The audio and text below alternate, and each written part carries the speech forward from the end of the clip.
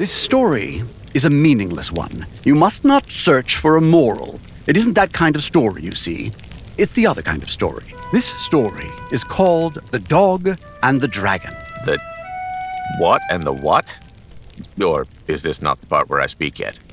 You people. A dog is a hound, like an axe hound. Wit held up his palm, and a creature appeared in it, four-legged and furry, like a mink, only larger and with a different face shape. It's funny. You can't realize humans will selectively breed for the same traits regardless of the planet they're on. But you can't be amazed at the convergent examples of domestication across the Cosmere.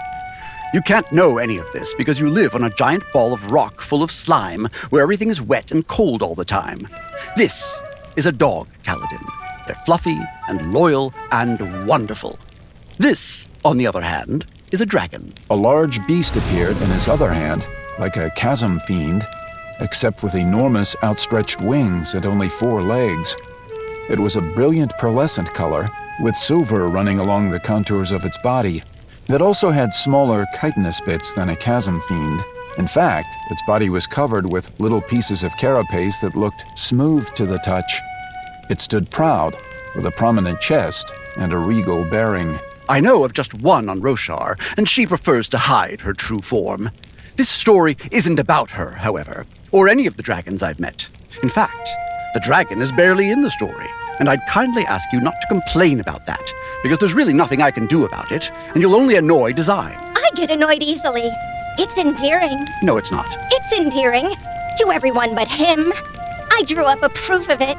Kaladin noted that the music continued playing as she spoke, and the way she moved her fingers on the flute seemed completely random. One day, the dog saw the dragon flying overhead. Wit sent the illusory dragon soaring above his hand. The dog marveled, as one might expect. He had never seen anything so majestic or grand. The dragon soared in the sky, shimmering with iridescent colors in the sunlight. When it curved around and passed above the dog, it called out a mighty challenge, demanding in the human tongue that all acknowledge its beauty. The dog watched this from atop a hill. Now, he wasn't particularly large, even for a dog. He was white, with brown spots and floppy ears, not of any specific breed or lineage, and small enough that the other dogs often mocked him. He was a common variety of a common species, of a common animal that most people would rightfully ignore. But when this dog stared at the dragon and heard the mighty boast, he came to a realization. Today, he had encountered something he'd always wished for but never known. Today, he'd seen perfection and had been presented with a goal. From today, nothing else mattered. He was going to become a dragon. Hint. That's impossible, Kaladin. A dog can't become a dragon. Design! What did I tell you about spoiling the ending of stories? Something stupid, so I forgot it. Design's pattern burst outward like a blooming flower. Don't spoil stories. That's stupid. The story is really long. He needs to hear the ending so he'll know it's worth listening all the way. That's not how this works. It needs drama, suspense, surprise. Surprises are dumb. He should be informed if a product is good or not before being asked to commit. Would you like a similar surprise at the market? Oh, you can't buy a specific food. You have to carry a sack home, cut it open, then find out what you bought. Drama. Suspense. Wit gave Kaladin a beleaguered look. I have bonded with a literal monster. He made a flourish, and a light weaving appeared between them again, showing the dog on a hilltop covered in grass that looked dead since it didn't move. The dog was staring upward at the dragon, which was growing smaller and smaller as it flew away. The dog sat upon that hilltop through an entire night and day, staring, thinking, dreaming. Finally, he returned to the farm where he lived among others of his kind. These farm dogs all had jobs, chasing livestock or guarding the perimeter, but he, as the smallest, was seldom given any duty. Perhaps to another this would be liberating. To him, it had always been humiliating. As any problem to overcome is merely a set of smaller problems to overcome in a sequence, he divided his goal of becoming a dragon into 3 steps. First, he would find a way to have colorful scales like the dragon. Second, he would learn to speak the language of men like the dragon. Third, he would learn to fly like the dragon. Wit made the scene unfold in front of Kaladin, a colorful land with thick green grass that wasn't dead after all. It simply didn't move except in the wind. Creatures unlike any Kaladin had ever seen, furry and strange. Exotic. The little dog walked into a wooden structure, a barn, though it hadn't been built with stone on the east side to withstand storms. It barely looked waterproof. How do they keep the grain from spoiling?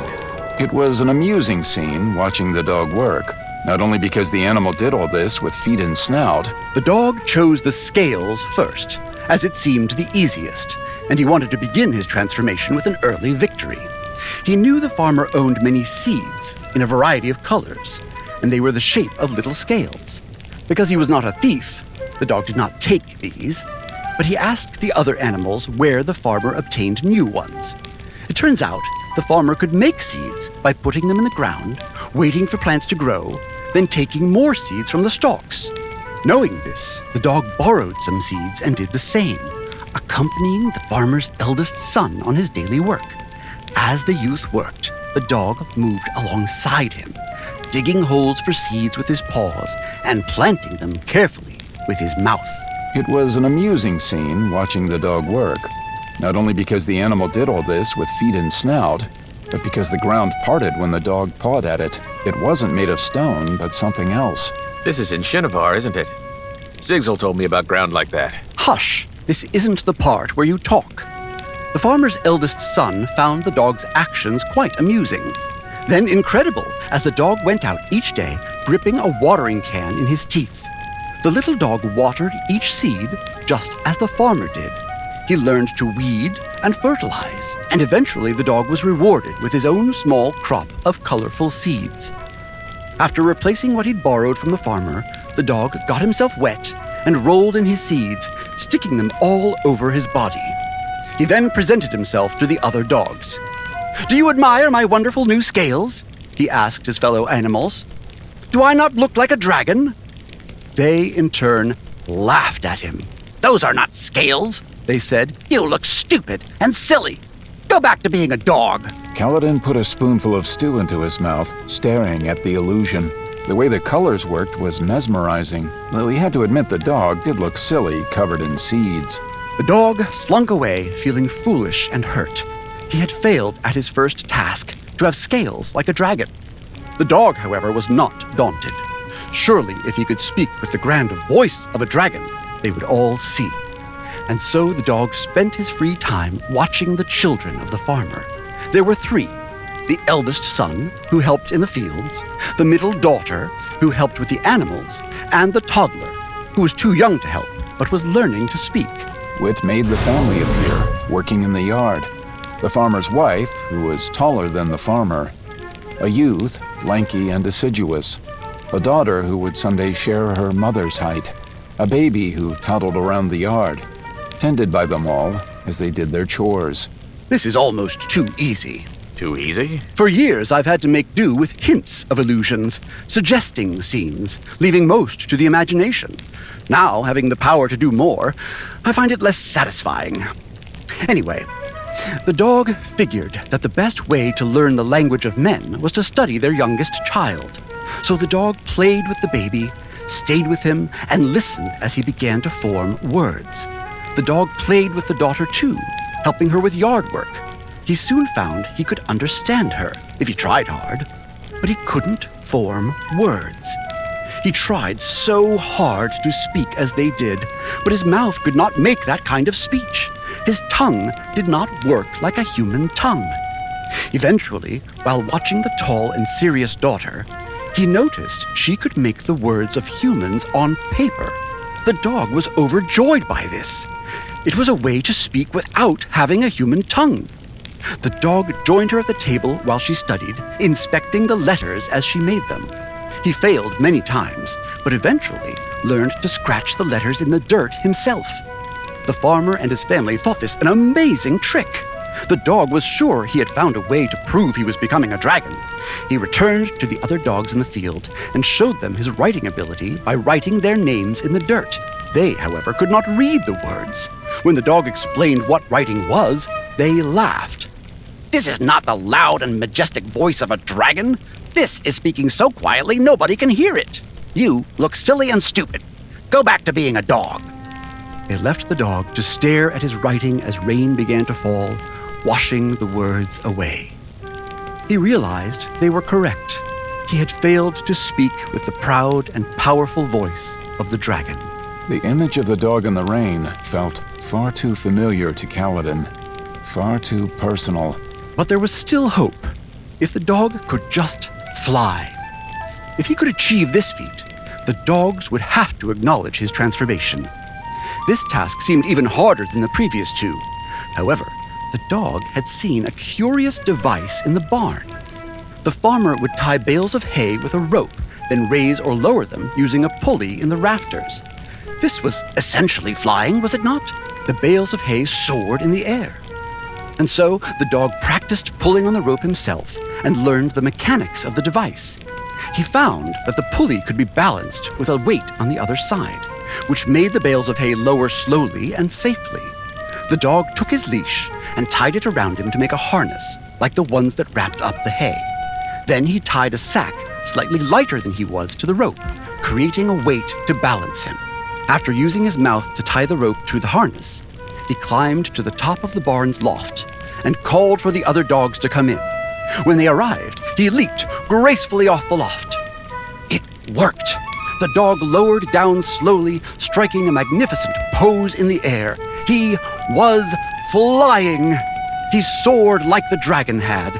He felt the air around him and knew the sensation of being up high with everything below him. When he landed, he felt so proud and so free. Then the other dogs laughed, the loudest they had ever laughed. "That is not flying like a dragon," they said. "You fell slowly. You looked so stupid and silly. Go back to being a dog." This, at long last, crushed the dog's hopes. He realized the truth. A dog like him simply could not become a dragon. He was too small, too quiet, too silly. Frankly, the sight of the dog being lowered on the rope had looked a bit silly. They were right. That wasn't flying. Wit nodded. Oh. Is this the place where I talk? If you wish. I don't wish. Get on with the story. Wit grinned, then leaned forward, waving in the air and making the sounds of shouting come from a distant part of the illusion, not yet visible. What was that? The dog looked up, confused. He heard noises, sudden shouting, yells of panic. The dog raced out of the barn to find the farmer and his family huddled around the small farmyard well, which was barely wide enough for the bucket. The dog put his paws up on the edge of the well and looked down. Far below, in the deep darkness of the hole, he heard crying and splashing. Kaladin leaned forward, staring into the darkness. The littlest child of the farmer and his wife had fallen into the well and was drowning. There was nothing to be done. Or was there? In a flash, the dog knew what to do. He bit the bucket off the well's rope, then had the eldest son tie the rope to his harness. He wrote "Lower me" in the dirt, then hopped up on the rim of the well. Finally, he threw himself into the well as the farmer grabbed the crank. Lowered down on this rope, the dog flew into the darkness. He found the baby all the way underwater, but shoved his snout in and took hold of the baby's clothing with his teeth. A short time later, when the family pulled him back up, the dog appeared holding the littlest child, wet, but very much alive. That night, the family set a place for the little dog at their table and gave him a sweater to keep him warm, his name written across the front with letters he could read. They served a feast with food the dog had helped grow. They gave him some of the cake celebrating the birthday of the child whose life he had saved. That night, it rained on the other dogs, who slept outside in the cold barn, which leaked. But the little dog snuggled into a warm bed beside the fire, hugged by the farmer's children, his belly full.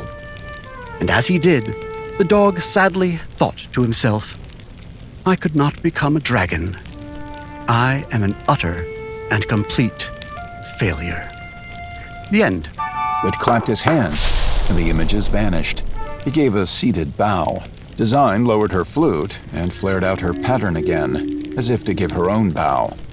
Then Wit picked up his bowl of stew and continued eating. Kaladin stood.